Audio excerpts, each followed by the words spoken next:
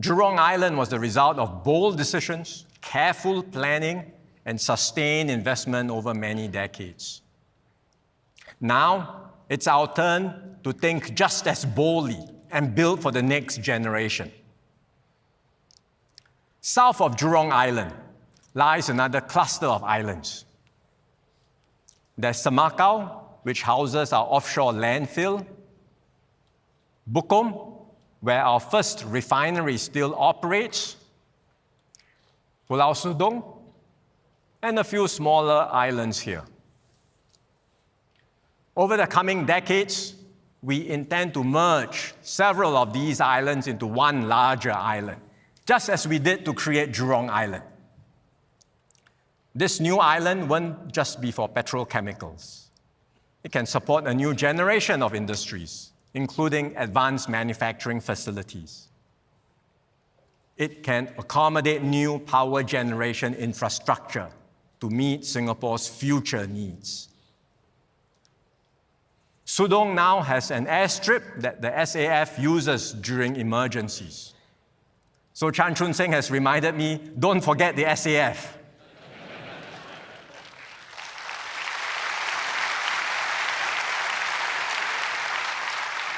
Indeed, we will make sure there is space for that too. These are long-term plans. We are studying them carefully.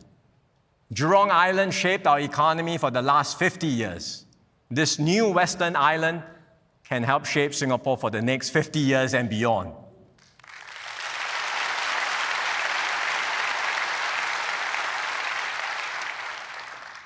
Next, let's look at Sentosa. Its last major transformation was more than 15 years ago, with Resorts World and Universal Studios. It's time for another major refresh. We want to bring people closer to nature. So we will enhance Sentosa's beaches and waterfront all along here. Part of Sentosa's western coastline over here is not accessible to the public. This area is home to rich marine life and unique geology, including distinctive coastal cliffs.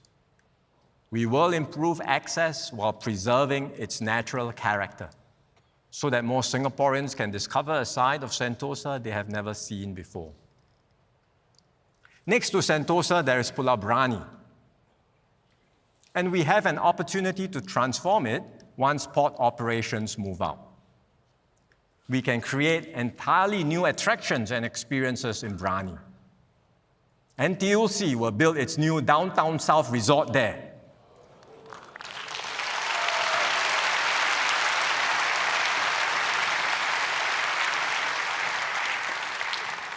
We will reclaim some land to better connect Brani and Sentosa.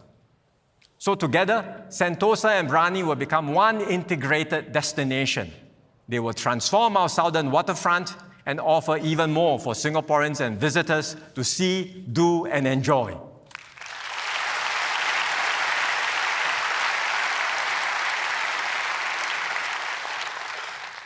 Next, Long Island, this entire stretch here.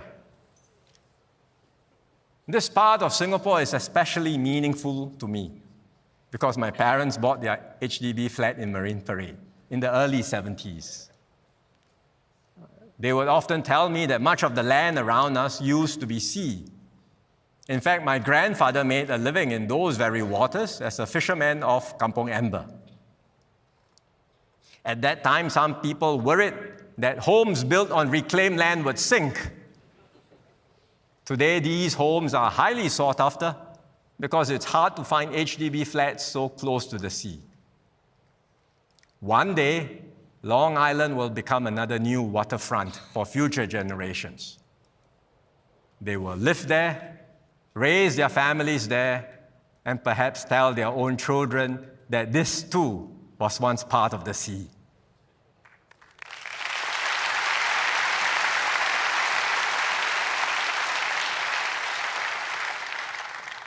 Finally, Pulau Tekong. Tekong is our largest outlying island. It used to be two islands, Tekong Kecil and Tekong Besar, with reclaimed land around Tekong Besar and the polder around Tekong Kecil is completed. So the two are now connected.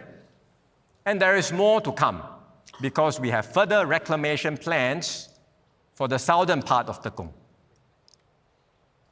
All that means more training space for the SAF.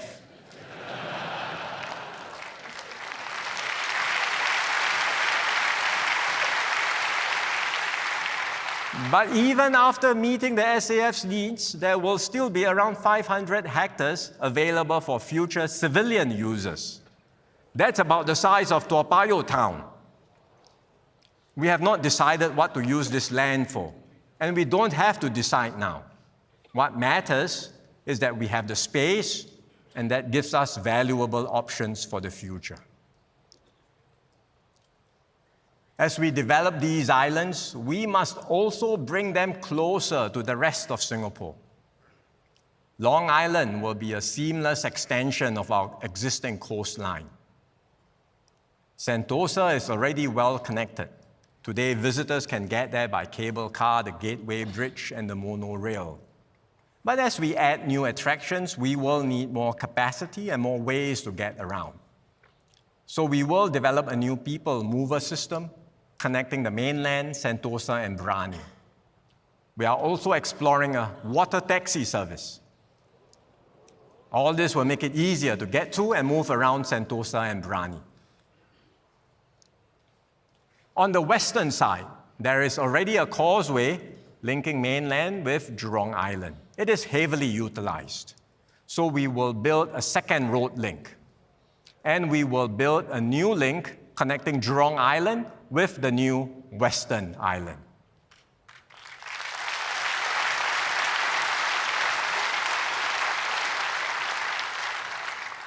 Tekong is different.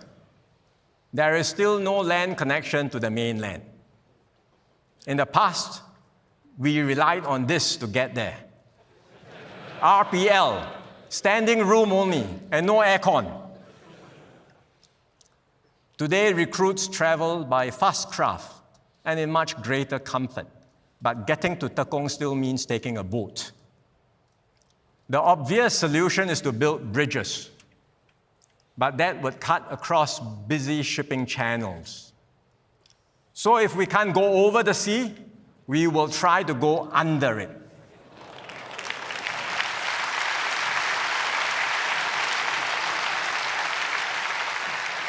We are studying the feasibility of building undersea tunnels. We have experience building underground road tunnels, but we have never built undersea tunnels of this scale. It will be a major engineering undertaking. But if we can do it, it will bring our outer islands much closer to the rest of Singapore. And one day, our recruits may have an even easier journey to Tekong.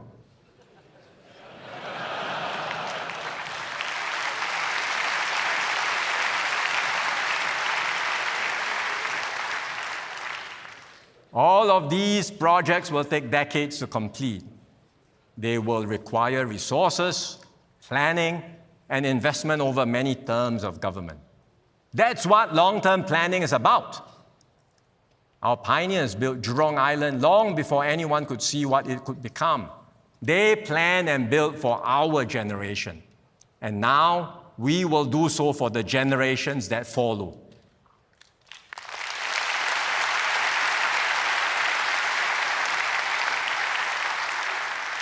That is how every generation has strengthened Singapore. And that is how our children and grandchildren will inherit a Singapore with more space, more opportunities, and even greater possibilities than what we have today.